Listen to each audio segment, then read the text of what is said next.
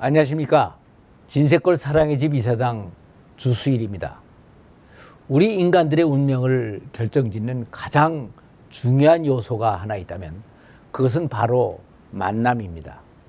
이 만남에는 부모와의 만남, 배우자와의 만남, 스승과의 만남, 친구들과의 만남 등 여러 가지의 만남이 있습니다.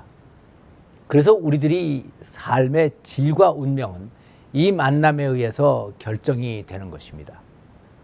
그런데 이 모든 만남보다 훨씬 더 필연적이고 중요한 만남이 하나 더 있는데 그것은 바로 하나님이신 예수 그리스도와의 만남입니다.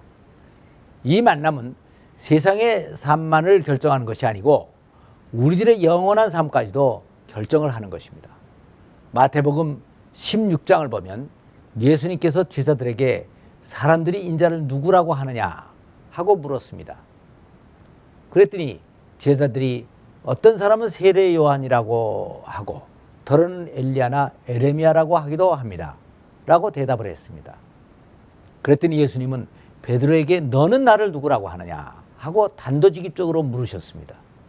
그랬더니 베드로는 주는 그리스도시요 살아계신 하나님의 아들이십니다. 라고 대답을 했습니다. 이에 예수님께서는 내가 복이 있다. 이를 내게 알게 하니는 내 혈육이 아니요 하늘에 계신 내 아버지시다. 라고 평가를 하셨습니다. 예수 그리스도를 만나는 것은 그래서 그냥 만나기만 해서 되는 것이 아닙니다. 그분을 어떤 분으로 알고 만나느냐 하는 것이 훨씬 더 중요한 것입니다.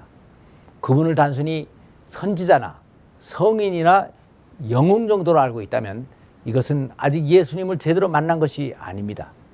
그래서 성경은 우리들에게 예수님은 어떤 분이신가 하는 것을 정확히 알게 하기 위하여 예수님에 대해서 여러 가지 면에서 설명을 하고 있습니다.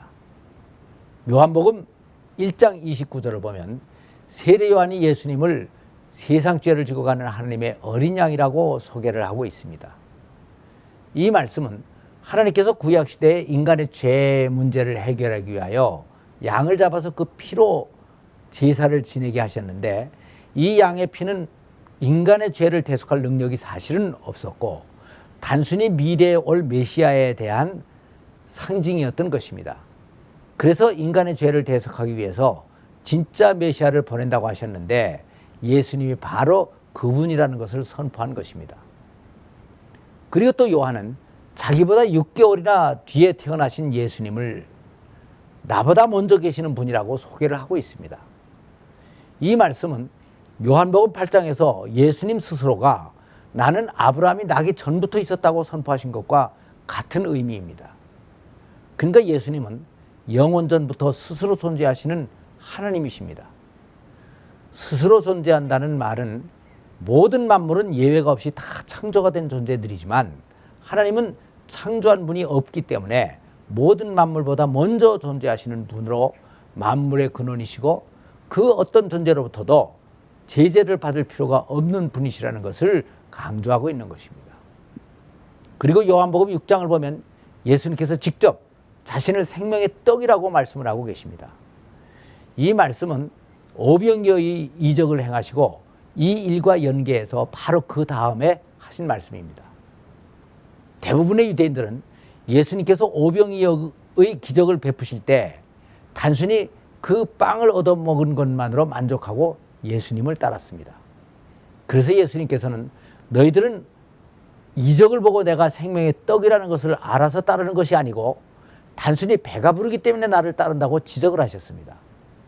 그러니까 이 오병이어의 기적은 바로 예수님께서 생명의 떡이 된다는 것을 증명하기 위한 표적이었던 것입니다. 그리고 다음 요한복음 10장 10절을 보면 예수님께서 직접 내가 온 것은 양으로 생명을 얻고 더 풍성히 얻게 하려 함이다 라고 말씀을 하셨습니다. 이 말씀은 예수님은 누구신가를 설명한 것뿐 아니라 구원의 본질이 무엇인가 하는 것을 잘 설명하고 있습니다. 여기서 영생이라고 하는 말은 영어로 eternal life라고 되어 있습니다. 그런데 eternal이라는 말은 영원이라는 뜻입니다. 그리고 life라는 말은 생명이라고 번역이 되어 있는데 life라는 말은 사실은 생명이라기보다는 생활이라고 번역하는 것이 훨씬 더 정확한 것입니다. 그러니까 예수님께서 이 세상에 오신 것은 인간들에게 영원하고도 행복한 생활을 주시기 위하여 오셨다는 얘기입니다. 죽을 수밖에 없는 인간들이 죽지 않고 영원히 살게 하는 것은 아주 중요한 것입니다. 그래서 예수님은 십자가를 지시고 인간들이 영원히 살 수 있게 하는 길을 열어놓으셨습니다. 그러나 인간들이 아무리 영원히 산다고 하여도 불행하게 산다면 영원히 사는 것은 아무 의미가 없는 것입니다. 요새 많은 부부들이 도저히 같이 못 살겠다고 별거를 하고 이혼을 하는 경우가 많이 있습니다.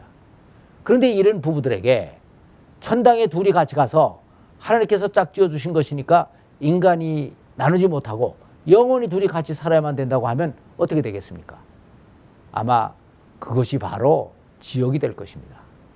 그러니까 구원은 시간적으로 영원히 사는 것만이 아니고 삶의 질도 행복해지는 두 가지가 다 이루어져야 되는 것입니다.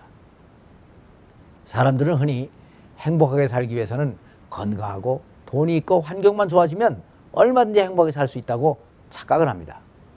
그러나 이것은 오해입니다. 행복한 삶은 인간관계를 만들 수 있는 성품이 만들어졌을 때 비로소 누릴 수가 있는 것입니다. 그래서 예수님께서는 성령을 보내시어 양들의 성품을 성숙하게 바꿔주십니다. 그리고 또 자신을 특별히 선한 목자라고 강조를 하고 계십니다. 이 말씀은 세상에는 많은 싹군 목자들이 있다는 것을 암시하고 있습니다. 그래서 이 말씀을 하신 배경은 백성들의 영적 양식을 공급해야 할 제사장과 서기관들이 백성들의 영적인 양식에는 관심이 없고 자기들의 입지와 이익에만 집착을 하여 예수님께 대항하는 것을 보시면서 하신 말씀입니다. 그래서 여기서는 선한 목자와 싹군 목자의 차이점이 무엇인가 하는 것을 한번 생각해 보겠습니다. 선한 목자는 양의 주인으로 양의 안위를 자신의 안위보다 더 우선적으로 생각을 하는 목자입니다. 그래서 양을 위해 목숨을 바칩니다. 그리고 목양 자체를 목적으로 생각을 하고 양이 어려울 때는 언제나 자신이 그 위험을 감당합니다.